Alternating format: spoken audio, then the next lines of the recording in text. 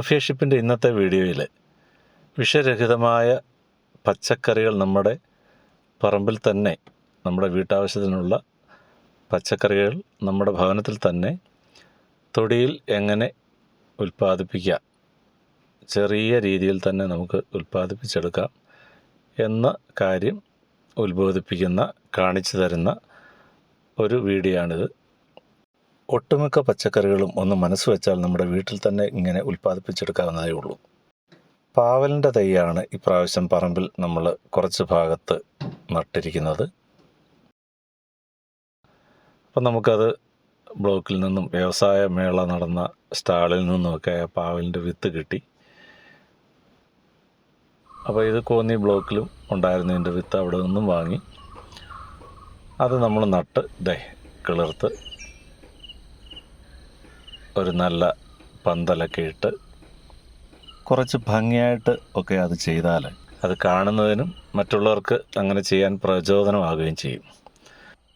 അപ്പോൾ പൂവൊക്കെ വന്ന് ചെറിയ കാകളൊക്കെ പിടിച്ചു. കണ്ടില്ലേ, നന്നായിട്ട് തളർത്ത്. നമ്മൾ ജൈവ വളം തന്നെയാണ്, ഷെറാമിലാണ് നമ്മൾ ഇതിന് ഇട്ട് കൊടുത്തത്.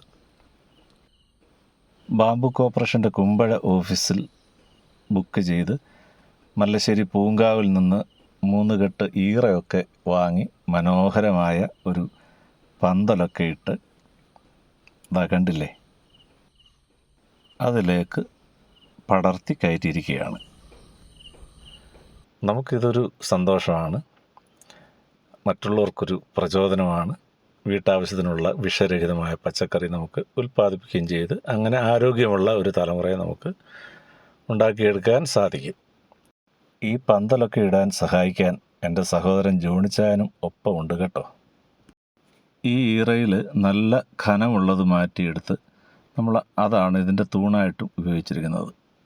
ഇതൊരു ട്രഡീഷണൽ കൃഷി രീതി തന്നെയാണ്. മെയിനായിട്ട് നമ്മൾ ഈറ വെച്ചു, അതുകൂടാതെ ഇടയ്ക്ക് കൂടി പ്ലാസ്റ്റിക്കിൻ്റെ ചരട് ഇങ്ങനെ വലിച്ച് കെട്ടി അതിലേക്ക് പാവലിനെ പടർത്തി കയറ്റുന്നു. നല്ല ഒരു പന്തൽ പോലെ ആകും.